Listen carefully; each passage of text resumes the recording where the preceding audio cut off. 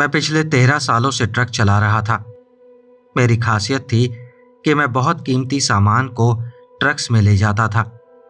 ऐसी चीजें जिन्हें अतिरिक्त सुरक्षा और बहुत सावधानी की जरूरत होती थी, जैसे महंगी कलाकृतियां, प्राचीन फर्नीचर और दुर्लभ कलेक्शन, जिन्हें ऑक्शन हाउसेस और निजी कलेक्टर्स तक पहुंचाया जाता था। यह काम आम माल को ले जाने की तुलना में कहीं ज्यादा पैसा देता था, लेकिन मुझे जल्दी ही एहसास होने वाला था कि कुछ चीजों की कीमत डॉलर में नहीं चुकाई जाती। नवंबर 2020 में मुझे सवाना जॉर्जिया में हुई एक एस्टेट सेल से प्राचीन फर्नीचर का पूरा कलेक्शन उठाकर पोर्टलैंड ओरेगन में रहने वाले एक निजी कलेक्टर तक पहुंचाने का काम मिला। उस सामान को भेजने वाला एक बुजुर्ग आदमी था, जिसका नाम हैरिसन ब्लैकवुड था। उसका कहना था कि वो अपने गुजरे हुए पिता की संपत्ति बेच रहा है। मुझे बताया गया कि वो सभी फर्नीचर 1800 के दशक के थे। उनमें कई बेडरूम सेट, डाइनिंग रूम का फर्नीचर और एक बहुत खास अलमारी भी थी, जिसके बारे में ब्लैकवुड ने कहा कि वो कई पीढ़ियों से उसके परिवार में चली आ रही है। मैं जब सामान लेने पहुंचा तो वो सवाना शहर के बाहरी इलाके में एक विशाल विक्टोरियन हवेली थी। उसे देखकर ऐसा लग रहा था जैसे कई दशकों से उसकी कोई देखभाल ही ना हुई हो। हवेली चारों तरफ से बेतरतीब उगे हुए बगीचों से घिरी हुई थी और दोपहर की तेज धूप होने के बावजूद उसका पूरा ढांचा आसपास के माहौल पर किसी साए की तरह छाया हुआ महसूस हो रहा था। दरवाजे पर ब्लैकवुड खुद मुझसे मिला। पहली ही नजर में मुझे वो कुछ अजीब लगा। उसका चेहरा बहुत पीला था। वो बहुत धीमी आवाज में बात करता था और बार बार इस बात पर जोर दे रहा था कि फर्नीचर एक तय क्रम में ही ट्रक में रखा जाए। खासतौर पर वो अलमारी ट्रक के सबसे आगे ही रखी जानी चाहिए। सारा सामान ट्रक में चढ़ाने में लगभग पूरी दोपहर निकल गई, क्योंकि ब्लैकवुड हर एक सामान को खुद अपनी निगरानी में घर से ट्रेलर तक पहुंचवाना चाहता था। लेकिन इस दौरान मैंने एक अजीब बात महसूस की। जॉर्जिया की गर्म दोपहर में बिना एयर कंडीशनिंग वाले घर में पड़े रहने के बावजूद फर्नीचर का हर टुकड़ा बर्फ जैसा ठंडा था। ऐसा लग रहा था जैसे हर सामान गर्मी छोड़ने के बजाय अपने अंदर सोख रहा हो, और जब भी मैं उसे हाथ लगाता मेरे पूरे शरीर में सिहरन दौड़ जाती। लेकिन सबसे ज्यादा बेचैन करने वाली चीज वो अलमारी थी। वो लगभग 8 फुट ऊंची थी और गहरे काले रंग की लकड़ी से बनी हुई थी। उसकी सतह ऐसी लग रही थी जैसे उस पर पड़ने वाली रोशनी वापस लौटने के बजाय उसके अंदर समा जाती हो। उस पर बहुत बारीक नक्काशी की गई थी। उसमें फरिश्तों और राक्षसों जैसी आकृतियां अलग अलग मुद्राओं में एक दूसरे में उलझी हुई दिखाई देती थी।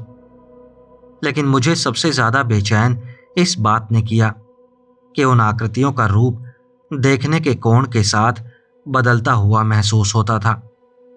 जो आकृति एक तरफ से देखने पर किसी फरिश्ते जैसी लगती थी, वही दूसरी तरफ से किसी राक्षस जैसी दिखाई देती थी। ब्लैकवुड ने बार बार जोर देकर कहा कि सफर के दौरान उस अलमारी का लॉक हर हालत में बंद रहना चाहिए, और उसने मुझे एक साफ चेतावनी दी, किसी भी परिस्थिति में इसे खोलना मत और ना ही किसी दूसरे इंसान को इसके अंदर देखने देना। यह ताला सिर्फ इसकी सुरक्षा के लिए नहीं बल्कि सबकी सुरक्षा के लिए लगा है। मैं पहले भी कई कीमती और प्राचीन सामान ढो चुका था, इसलिए सुरक्षा से जुड़ी ऐसी हिदायतें मेरे लिए नई नहीं थी। लेकिन ब्लैकवुड की आवाज में कुछ ऐसा था जिससे लग रहा था कि उसकी चिंता चोरी या सामान टूटने की नहीं थी। देर दोपहर मैंने अपना लंबा सफर शुरू किया। मेरा प्लान था कि मैं पूरी रात ट्रक चलाकर समय की भरपाई कर लूंगा।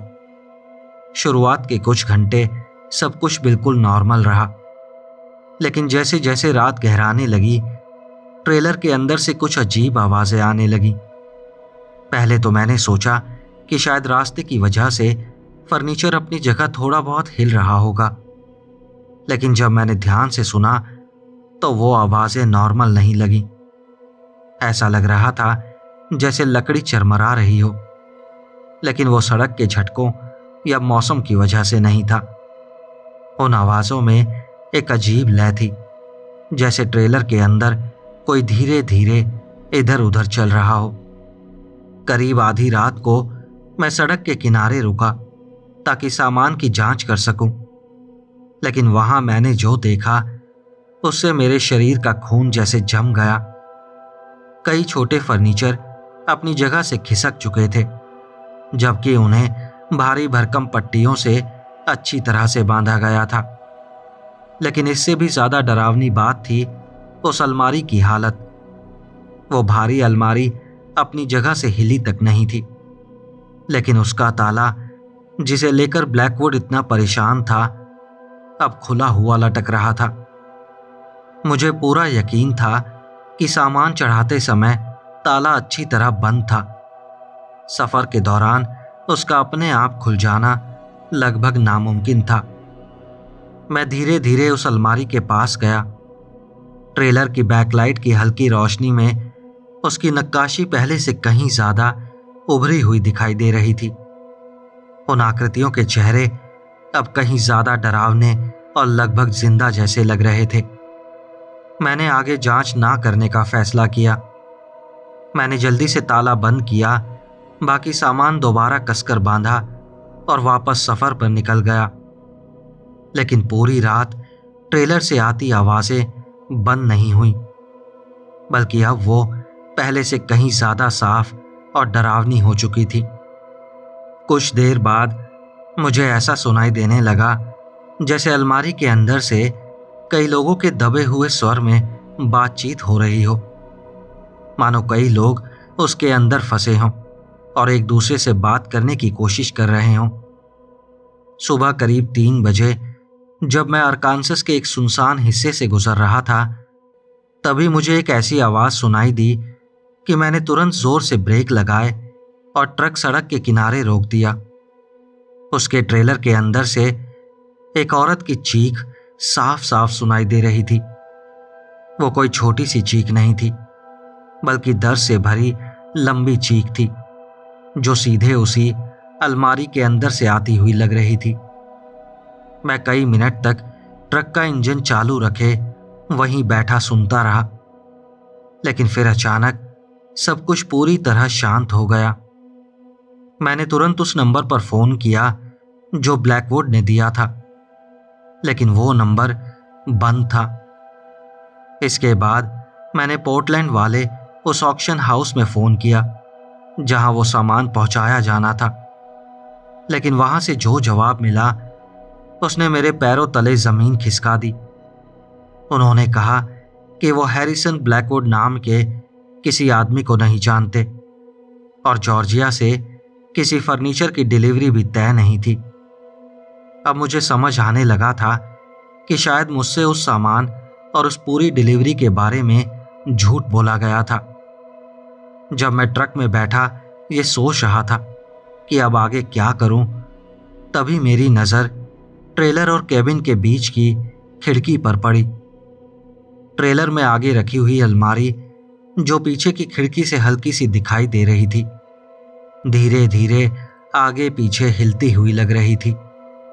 उसकी हरकत बहुत हल्की थी, लेकिन लगातार हो रही थी, जैसे उसके अंदर बंद कोई चीज बाहर निकलने की कोशिश कर रही हो। मैंने ये भी महसूस किया कि अरकानसस का मौसम सामान्य होने के बावजूद मेरे ट्रक के आसपास का तापमान तेजी से गिर रहा था। मैंने तय किया कि मैं गाड़ी चलाता रहूंगा और अगले बड़े शहर पहुंचकर पुलिस से संपर्क करूंगा। लेकिन जैसे ही मैंने ट्रक वापस हाईवे पर चढ़ाने की तैयारी की, मुझे किसी ने मेरा नाम लेकर पुकारा। वो आवाज सीधे मेरे ट्रेलर के अंदर से आ रही थी, बिल्कुल साफ और स्पष्ट। जेम्स, प्लीज हमारी मदद करो, हम बहुत लंबे समय से यहां फंसे हुए हैं। प्लीज दरवाजा खोल दो, हमें बाहर निकलने दो। वो किसी युवा लड़की की आवाज थी जिसमें बेबसी और मदद की गुहार साफ सुनाई दे रही थी। लेकिन मैंने उस आवाज को पूरी तरह नजरअंदाज किया और ट्रक चलाता रहा। लेकिन पूरी रात वो आवाजें मेरा पीछा करती रहीं। अब मुझे सिर्फ एक नहीं बल्कि कई आवाजें सुनाई देने लगीं, मर्दों की, औरतों की, यहां तक कि छोटे बच्चों की भी। और हर कोई बस एक ही बात कह रहा था, हमें यहां से बाहर निकालो। उन आवाजों का दावा था कि वो कई दशकों से और कुछ तो एक सदी से भी ज्यादा समय से उसके अंदर कैद हैं। उनके मुताबिक उस अलमारी के अंदर सिर्फ अंतहीन अंधेरा और जमा देने वाली ठंड थी। लेकिन सबसे डरावनी बात यह थी कि उन आवाजों को मेरी निजी जिंदगी के बारे में बहुत कुछ पता था। उन्होंने मेरी पत्नी का नाम लेकर पुकारा, मेरे घर का बिल्कुल सही वर्णन बताया और यहां तक कि मुझे कौन कौन से ट्रक रूट पसंद है उन्हें यह भी पता था। सुबह होने तक मैं पूरी तरह थक चुका था और डर से मेरी हालत खराब थी। लेकिन मैंने तय कर लिया था कि किसी बड़े शहर तक पहुंचकर पुलिस से मदद जरूर लूंगा। जब मैं ओक्लाहोमा से गुजर रहा था तब अलमारी के अंदर से आती आवाजें पहले से कहीं ज्यादा जिद्दी और डरावनी हो गई थी। अब वो मुझे धमकाने लगी थी। वो बताने लगी कि अगर उन्हें बाहर नहीं निकाला गया तो वो मेरे घर तक मेरा पीछा करेंगी और मेरे परिवार को भी चैन से नहीं जीने देंगी। धीरे धीरे उन आवाजों का असर मेरे ट्रक के इलेक्ट्रॉनिक सिस्टम पर भी दिखने लगा। मेरा रेडियो अपने आप ऐसे चैनलों पर चला जाता जहां सिर्फ खरखराहट सुनाई देती थी। जीपीएस ऐसी जगहों की लोकेशन दिखाने लगता जिनका कोई अस्तित्व ही नहीं था और ट्रक का इंजन भी बीच बीच में बिना किसी वजह के कुछ सेकंड के लिए अपनी ताकत खो देता। आखिरकार मैं ओक्लाहोमा सिटी के एक ट्रक स्टॉप पर पहुंचा और बिना देर किए पुलिस को फोन कर दिया। पुलिस का इंतजार करते हुए मैंने देखा कि पार्किंग में खड़े दूसरे ट्रक ड्राइवर मेरे ट्रक से जानबूझकर काफी दूरी बनाकर चल रहे थे। कुछ ड्राइवर मेरे पास आए और पूछने लगे कि सब ठीक तो है। उन्होंने बताया कि उन्हें मेरे ट्रेलर के अंदर से चीखने की आवाजें सुनाई दे रही थी और मेरे ट्रक के आसपास का तापमान बाकी जगहों की तुलना में काफी ठंडा महसूस हो रहा था। जब पुलिस पहुंची तो फर्नीचर की जांच के लिए ट्रेलर को खोला गया और उन्हें ऐसी चीज दिखाई दी जिसका कोई तार्किक जवाब नहीं था। सारा फर्नीचर अपनी अपनी जगह से हट चुका था और अब वो सब अलमारी के चारों तरफ एक बिल्कुल गोल घेरे में रखा हुआ था, जैसे सफर के दौरान किसी और ने नहीं बल्कि उन्होंने खुद अपनी जगह बदल ली हो। और अलमारी का दरवाजा खुला हुआ था। उसके अंदर का हिस्सा बाहर से दिखाई देने वाले आकार से कहीं ज्यादा बड़ा लग रहा था। उसके अंदर पुलिस को दर्जनों निजी सामान मिले, गहने, तस्वीरें, कपड़े और पहचान पत्र, जिनमें से कुछ 1800 के दशक के थे। वो सारी चीजें उन लोगों की थी जो पिछले लगभग 150 सालों में लापता घोषित किए जा चुके थे और उनमें से कई लोग सवाना इलाके के ही थे। सबसे हैरान करने वाली बात यह थी कि उन चीजों पर समय का कोई असर ही नहीं था, न सड़न न घिसावट, मानो वो किसी ऐसी जगह सुरक्षित रखी गई हों जहां समय का कोई अस्तित्व ही ना हो। इसके बाद पुलिस ने सवाना के अधिकारियों से संपर्क किया ताकि हैरिसन ब्लैकवुड और उस विक्टोरियन हवेली की जांच की जा सके जहां से मैंने ये सामान उठाया था। जांच में पता चला कि वो हवेली 1987 से पूरी तरह वीरान पड़ी थी। उसी साल उसके आखिरी मालिक हैरिसन ब्लैकवुड सीनियर रहस्यमय परिस्थितियों में लापता हो गए थे। अब उस हवेली की मालिक एक प्रॉपर्टी मैनेजमेंट कंपनी थी। वो कई दशकों से उसे बेचने की कोशिश कर रही थी, लेकिन वहां होने वाली कथित पैरानॉर्मल घटनाओं की वजह से कोई खरीदार नहीं मिल रहा था। आगे की जांच में पता चला कि उस अलमारी का इतिहास भी रहस्यमय गुमशुदगियों से जुड़ा हुआ था।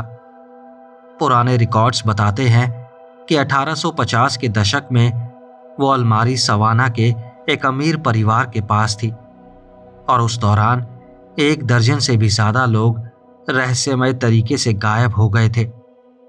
सालों में वो अलमारी कई बार खरीदी और बेची गई, लेकिन हर मालिक ने आखिरकार उसे छोड़ दिया।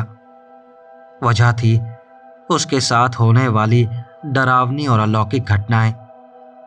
जब पुलिस को यकीन हो गया कि मुझे मेरे सामान की असली सच्चाई बताई नहीं गई थी, तो मुझे बिना किसी आरोप के छोड़ दिया गया।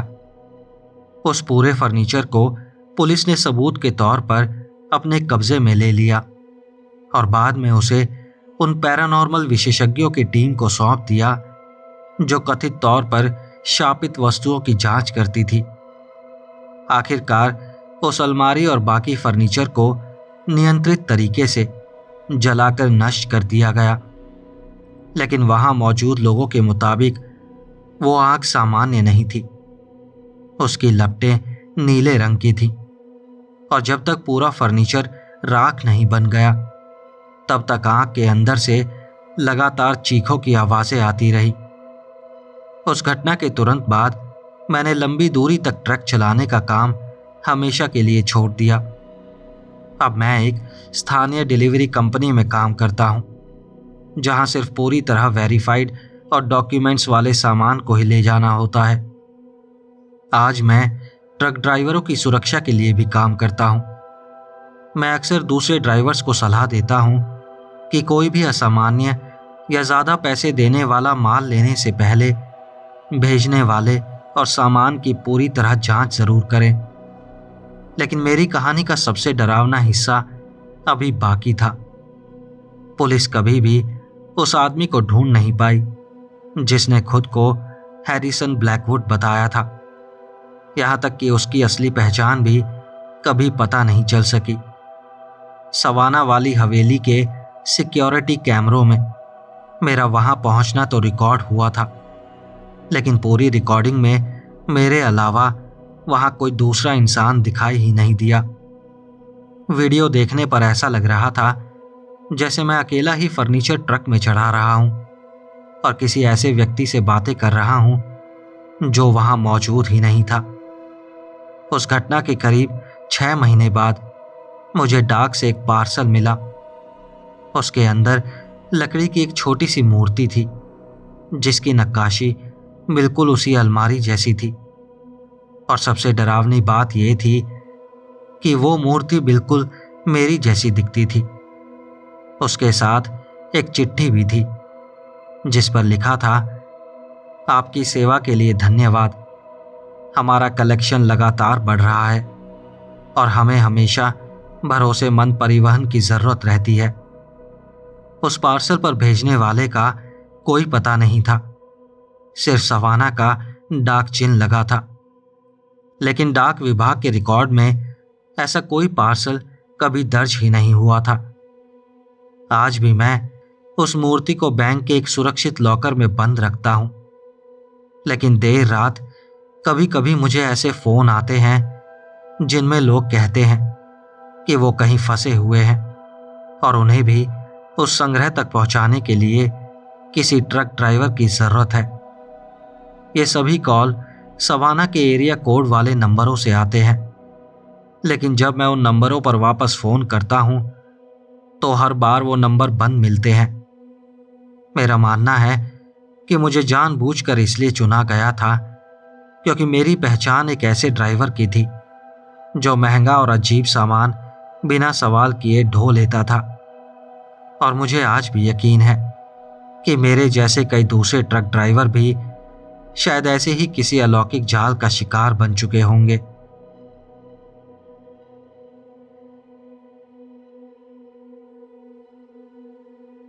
मैं लगभग 15 सालों से बड़े ट्रक चला रहा हूं, और मुझे हमेशा लगता था कि सड़क पर होने वाली हर तरह की मुसीबत मैं देख चुका हूं।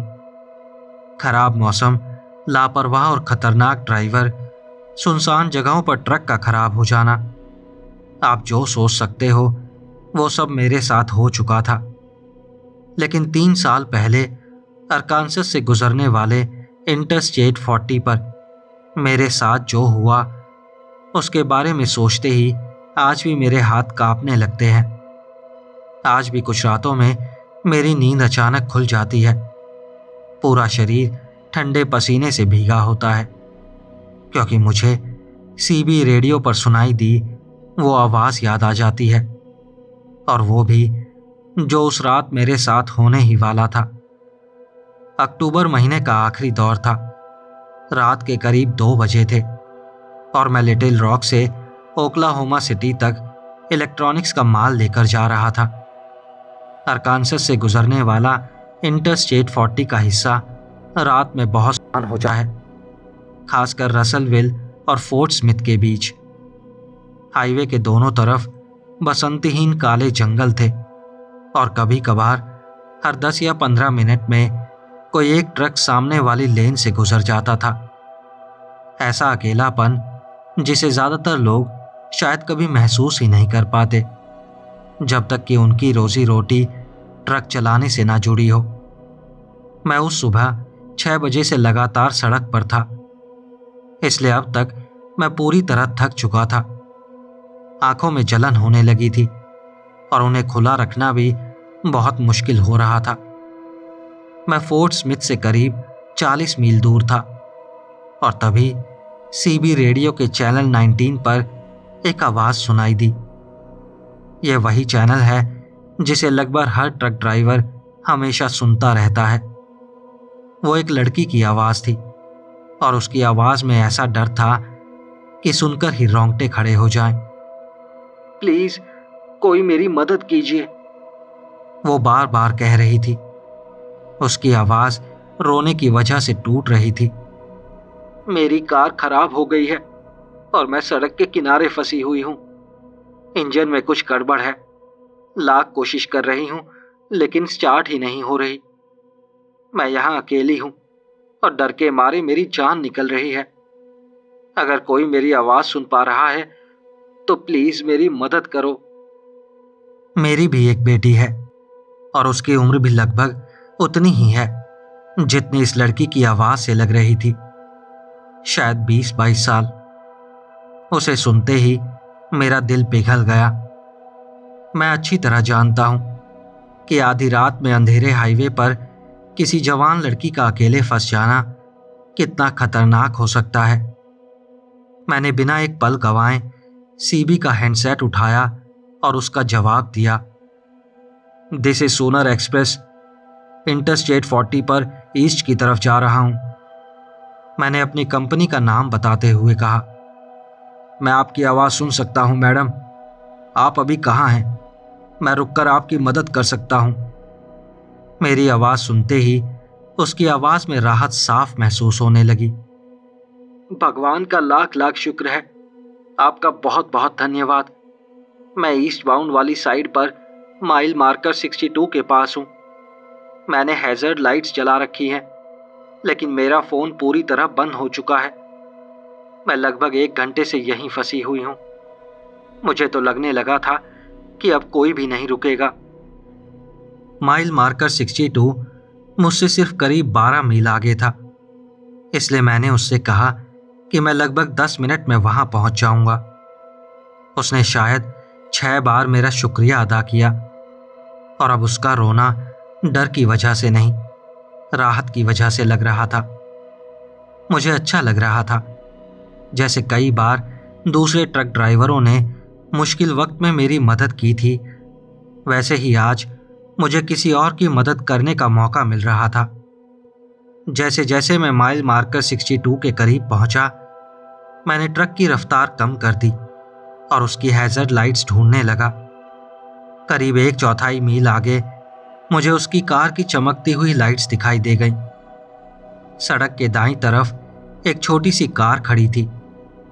मैंने भी अपनी चारों हैजर्ड लाइट्स ऑन कर दी और उसकी कार के पीछे काफी जगह छोड़कर ट्रक को रोकने लगा ताकि आने जाने वाले वाहन हम दोनों को आसानी से देख सकें। लेकिन तभी मेरी नजर एक ऐसी चीज पर पड़ी जिसने मुझे वहीं रुककर सोचने पर मजबूर कर दिया। वो कार सड़क किनारे बिल्कुल सीधी खड़ी थी। अगर किसी की गाड़ी इंजन खराब होने की वजह से अचानक सड़क से हटकर रुकती है तो आमतौर पर वो ऐसे बिल्कुल सीधी नहीं रुकती। हैज़र्ड लाइट्स जल रही थी, लेकिन वो कुछ ज्यादा ही चमकदार लग रही थी, जैसे बिल्कुल नई हो। और सबसे अजीब बात, बोनट के नीचे से न भाप निकल रही थी न धुआं, जबकि अगर इंजन ज्यादा गर्म होकर बंद हुआ हो तो ऐसा होना बिल्कुल नॉर्मल है। मैं कुछ पल अपने ट्रक के कैबिन में ही बैठा रहा। इंजन चालू था और मैं सोच रहा था कि अब आगे क्या करूं। पूरी बात में कुछ तो गड़बड़ थी, लेकिन आखिर क्या, मैं ये समझ नहीं पा रहा था। मैंने खुद को समझाया शायद रात बहुत हो चुकी थी और थकान की वजह से मैं बेवजह शक कर रहा था। मैंने फिर से सीबी का हैंडसेट उठाया। मैं वही ट्रक हूं जो आपकी कार के पीछे है और जिसकी हैज़र्ड लाइट्स जल रही हैं। क्या आप ठीक है मैडम? उसने तुरंत जवाब दिया, लेकिन इस बार उसकी आवाज पहले जैसी नहीं थी। उसका रोना पूरी तरह गायब था और अब उसकी आवाज में एक अजीब सा उतावलापन था। हाँ, अब आप आ गए हैं तो मैं बिल्कुल ठीक हूं। क्या आप मेरी कार तक आ सकते हैं? शायद इंजन की बेल्ट में कुछ खराबी है। बस उसी पल मुझे यकीन हो गया कि मामला बहुत ज्यादा गड़बड़ है। रात के 2 बजे सड़क पर फंसा कोई आम इंसान इंजन बेल्ट जैसी तकनीकी बात नहीं करता, खासकर वो लड़की जो कुछ मिनट पहले तक डर के मारे रो रही थी। मैंने सामने खड़ी कार को और ध्यान से देखना शुरू किया और तभी मेरी नजर हाईवे के दाईं तरफ जंगल में हुई एक हलचल पर पड़ी। पेड़ों के बीच कम से कम 2 लोग घूम रहे थे, शायद उससे भी ज्यादा। वो छिपने की पूरी कोशिश कर रहे थे, लेकिन मैं साफ देख सकता था कि वो धीरे धीरे अपनी जगह बदलते हुए सड़क के और करीब आ रहे थे। ये समझते ही जैसे मेरे शरीर का सारा खून जम गया। वो कोई खराब हुई कार नहीं थी, वो पहले से रचा गया जाल था। मैंने फिर से सीबी का हैंडसेट उठाया, लेकिन इससे पहले कि मैं कुछ बोलता, उसकी आवाज दोबारा रेडियो पर सुनाई दी, मगर इस बार उसकी आवाज पूरी तरह बदल चुकी थी।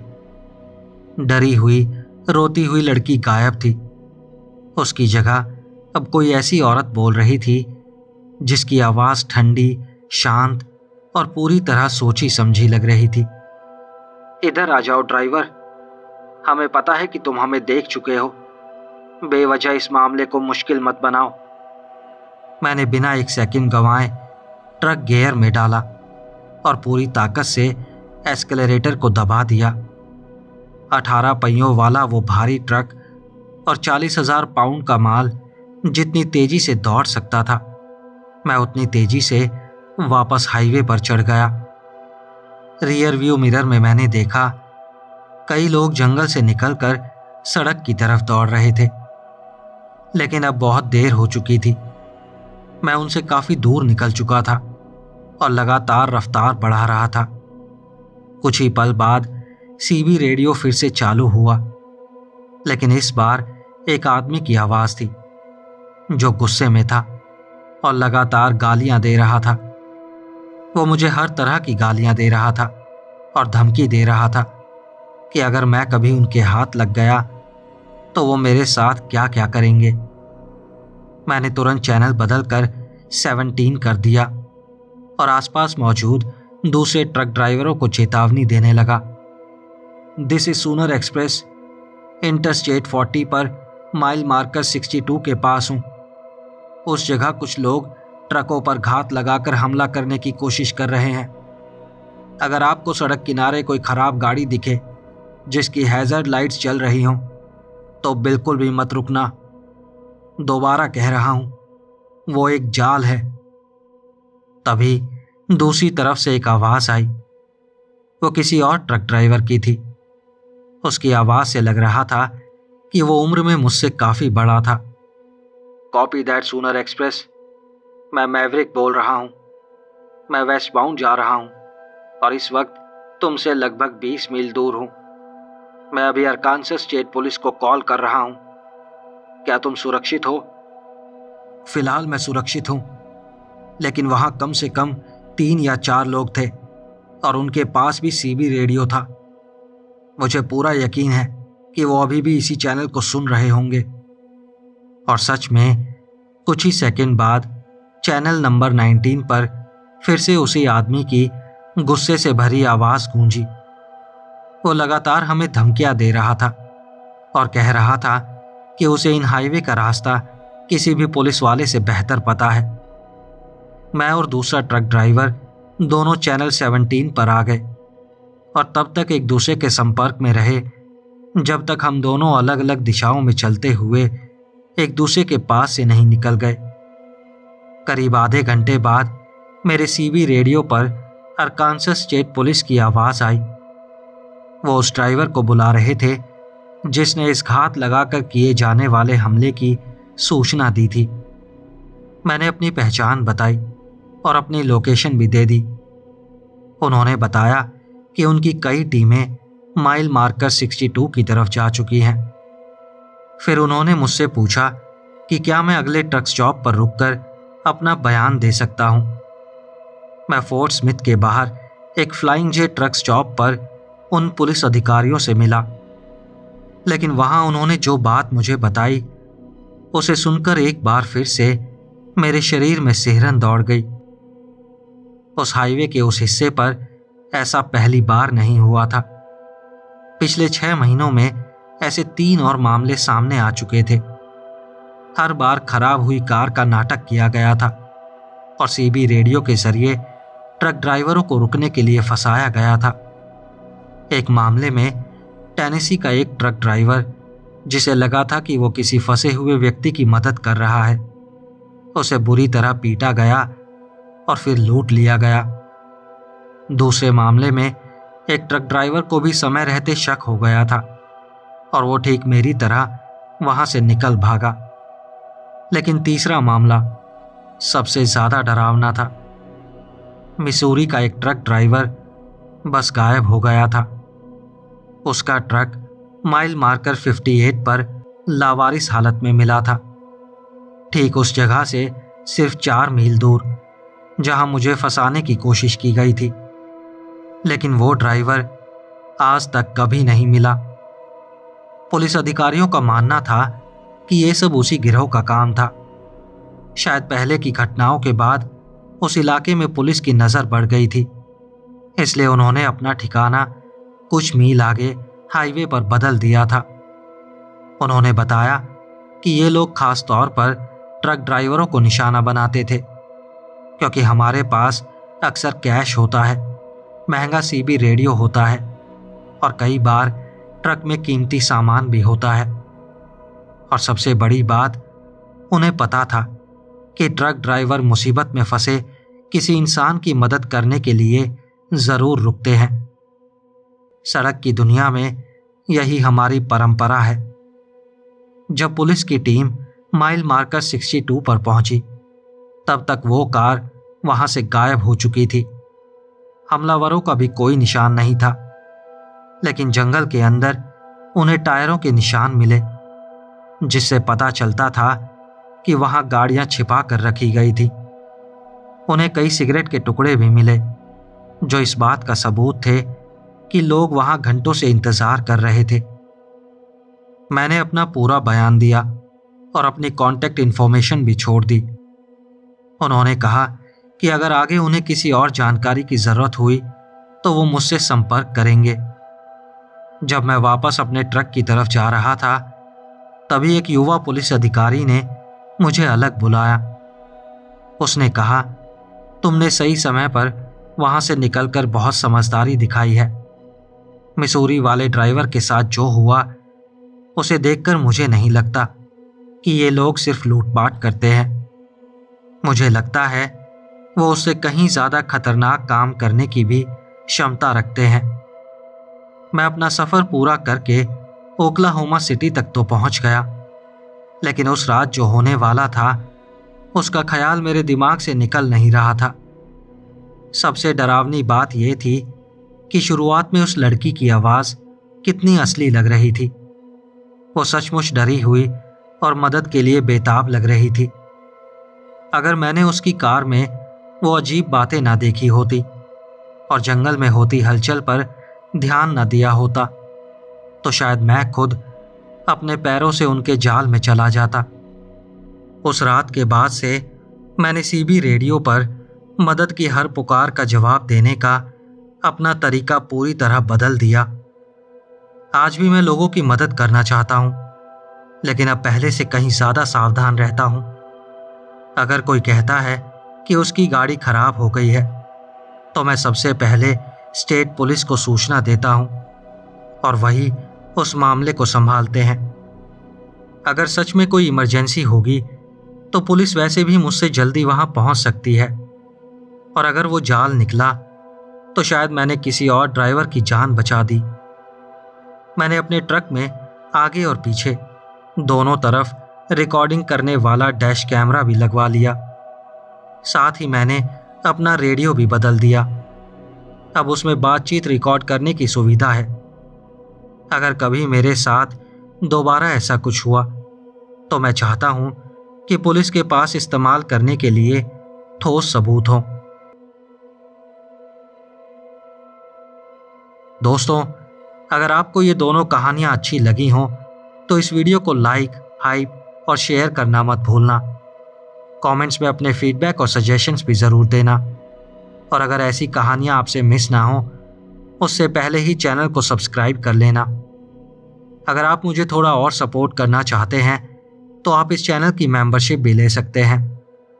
तो चलिए मिलते हैं अगली वीडियो में ऐसी ही और कहानियों के साथ। नमस्कार।